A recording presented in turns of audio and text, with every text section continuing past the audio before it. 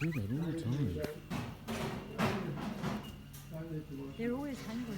There's a lorikeets. See, there's his timid one. He's getting overruled by... See? He's the king. Those lorikeets are spectacular, aren't they? Look at those colours. And they're wild and natural. I guess this kind of is like a mini farm.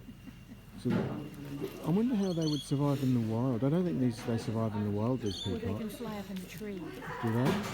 But then they're not really wild in Australia, are they? They're always on a home.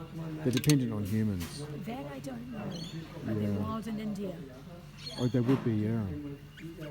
Like you'll so see a fascinating koala what in you the were telling bush, me. Oh, or look a at these kangaroo in two. the bush. You'll see a peacock Oh, in the they're bush, sharing not it. Look owned by at anyone. that. Wow.